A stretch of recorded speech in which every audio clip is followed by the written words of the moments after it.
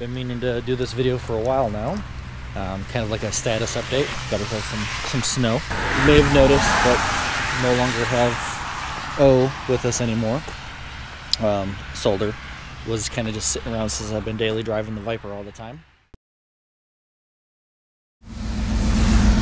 So I sold O and decided to keep Blue, formerly Ramageddon. I think I have a thing for side mount exhaust. So we've just got some repairs that have to be done on Blue. Get it more or less, back ready being on the street. Haven't had it on the street in like 3 years now. Yeah, about 3 years. That sounds about right. I want to point something out. Check this out. I love the GTS Blue on the Viper. It's a great color, but intense blue that is on these trucks is a much nicer color in my opinion. It's got this just real sweet, I don't know, it's the pearl shines more into a lighter shade of blue that kind of just makes it pop, whereas the GTS Blue kind of has like a purple undertone. Can't really see in this video. It's a pretty blue, but I'd love the blue, but I really prefer the intense blue. It's a gorgeous blue. So anyways, point of this video is kind of like a status update slash repair log, because Blue needs love. Blue needs a lot of love. Just to get it legal, you know. But everything we own needs some love. I have not bought a single thing new. Everything we own was used. The only thing that we actually have that's new was her FZ10, which was still a year old, which is why we bought it, because it's a better deal. Everything I buy is the cheapest you could possibly get it. I bargain hunt like crazy. So let's just we're gonna do basically a little log where we go over things that need to be done. So on Blue, we got a lot of visual. We got rust issues, they gotta be taken care of. So like this seal needs to be replaced, sanded down, painted. Can't really see it right now. I guess you can't stand if I take the snow off, but the clear coat is flaked away and the paint is faded underneath it, so that's going to be sanded down and repainted because the paint's faded now, and then re-cleared. Same thing on both sides. I think the hood is more or less fine, but I know this spot on both sides needs to be done, and the top needs to be done. We got various little scratches that need to be, most of these could probably just buff out. I think most of these just a cutting compound will probably take care of them. This will probably require some clear done to it. So that's just the visual side of things. Need to get a rear bumper. It's never had one since I've owned it. Got some rust stuff that needs to be taken care of underneath.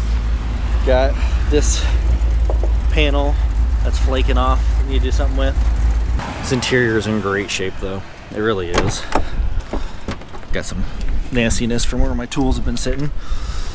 With the dome lights were staying on, which was killing the battery, so I just pulled the dome lights. I kind of cured that for a while, and then eventually that fuse just started popping. So I feel like it's related because it's the same fuse that does the radio. So basically it's the fuse that keeps popping is the one that basically you pull whenever you're starting a vehicle, so that it doesn't keep draining the battery. There's a place down the road that takes care of auto electric, so I'm gonna take it to them once I get other stuff done on it. Got an exhaust light you gotta take care of. The shocks need to be replaced, which I'm in the process of doing, but the bolts were just shot, so I'm waiting for bolts to get here. Probably gonna pull the bed liner. It's in great shape though, but I want to get underneath it, at least recoat it underneath. I prefer a sprayed in style. The plastic ones, they do their job, but they slippery, real slippery. It's got an oil leak to take care of. That's basically the gist on this one. Just a handful of things to take care of for inspection. And we'll go ahead and pop over to her car, the charger. So the charger is got a few little things, nothing too major. Last summer we were headed out of town. Probably not gonna be able to see this. You can kind of see it right there. The rear louver that was in here blew off in the wind and just scuffed the shit out of the trunk. So gotta basically take care of that. That should hopefully just be some buffing that needs to really be done for that. Let's go up front. The splitter I put on here, the splitter rods faded like big time. The biggest issue is this thing right here. It comes with this colored strip, all right? I loved that. Used it on the rear too. The issue is it shrinks. It holds the color, which solved the problem that I had with the strip I was using on the back wicker bill, but it shrinks. So it keeps doing this popping off thing. Doesn't matter if it's glued down or what, it just pops off. This thing is gonna have to be replaced though. I thought it would be a good idea, like it'd be stronger, because you can kind of see where it starts here, right? You see it goes all the way back over there? That is the actual depth of this thing. This thing goes underneath the entire bumper. And it's aluminum with I think composite or something, some kind of plastic wrapped around it. So kind of a little more durable. And I thought it would hold up better, but it flexes a little bit too much. And that's where this problem comes in. So Lauren has smoked a few curbs and bent the shit out of this thing. You can kind of see where it bubbles up there. Let's do this. Yeah, you can see it there. But so that she doesn't like that one anymore, and I don't blame her. But we're gonna pull it off, which sucks because that means the whole front bumper has to come off again. Pull it off, and she wants the more simple, cheaper version, because this thing, it's like $200 or $300. I can't remember exactly how much I paid for this. I'll put the price up on the screen. This one was more expensive because I thought it was metallic, so it would be beefier, but it kind of really isn't. But the newer one kind of gives it like a fancier look instead of just a flat splitter, but it just bolts right underneath the lip there. Other than that, the plans for this car are cams, likely a supercharger. Not sure if going pro charger or Whipple yet. Even Magnum makes one, which is a slightly cheaper kit. We don't plan on doing the internals yet, just because a extra 150 horsepower boost is more than what she wants. Just enough to kick it around a little bit more. I wonder if the splitter on this is wide enough to fit this, as I might just take it off and reshape it to my splitter here, because the splitters for the Vipers are not cheap. So since we're here at the Viper, we can go ahead and talk about the issues with the Viper. Runs and drives fine, of course, but there is some cosmetics. The plastic here, it's fiberglass I believe, is cracked. They tried to plastic weld it and did not do a very good job, so I gotta take care of that. This exhaust pipe needs to be realigned. That one bugs the hell out of me. There's a leak on the seal around the deck, so it gets water in the trunk. Not that big of a deal because there's nothing really there. This wing, I don't know how you can call this, the brace for it, is cracked here. Probably have to look into getting that replaced. I need to get this bolted in. My lazy ass keeps forgetting to do it. That's really the gist. Just visual stuff. Like you got there was canards on here the previous owner didn't like. There's canards on here the previous owner didn't like. He said they kind of had a foamy look to it, so he took them off. And then of course they double-sided fucking taped it for some reason, so it just looks like shit. So I'm gonna get actual canards for that. Paint flake happening, of course. Which is, I think, what the previous owner did. Yeah, you can kind of see it right there. They did the wrap right over top of the paint flake just to cover it, and it looks like shit. So that's gonna come off and be redone. One of those things that looks good from about 10 feet away when you don't know about this stuff, but then you get closer and you see that shit and you're like, oh man. Other than that, it's a great car. I do want to get the Gen 4 hood. These vents are nice looking and all, but I really like the big 6 vents. And one of the versions I was looking at has a larger intake as well. which I kind of like, more aggressive intake on it. So just a handful of cosmetics on this one. In the future, I'm not sure. I, of course, want more power. Everyone always wants more power. But I'm thinking, damn, there's a lot of traffic. Thinking either a Paxton supercharger or a twin turbo setup. A twin turbo setup I think is harder to do on these cars because there's not a whole lot of room in there. But the Paxton's an easy bolt-on thing. It's like 750 horsepower to the wheels. So that's way in the future because those things ain't cheap. My garage is a shithole. I got so many projects in here. So then we got the Monte Carlo. Handful of things left to do with it. The seal on the trunk I still need to finish. We got spots in the paint here that need to be taken care of. It's on both sides. There's like a little bubble right here as well. Various chips all throughout it. So, but it's you know, it's a car from '72. You know, this car is 50 years old, and I think it's in amazing shape for its age. Worst part on this car is right here. This stupid ass trim piece catches if you don't hold the hood just right. So this is all just flake to shit. We'll take care of that. Inside,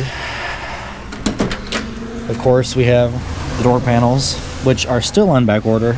Don't think I've canceled it yet, but we're planning on just doing them ourselves. We've given up on that. Of course, you got the seats that we've done. Mustang seats. We still gotta finish the tops. We want to put the Monte Carlo emblem in the headrest. The seats look good in there. I'm really happy with how those came out. And then we got a bunch of wiring shit to take care of.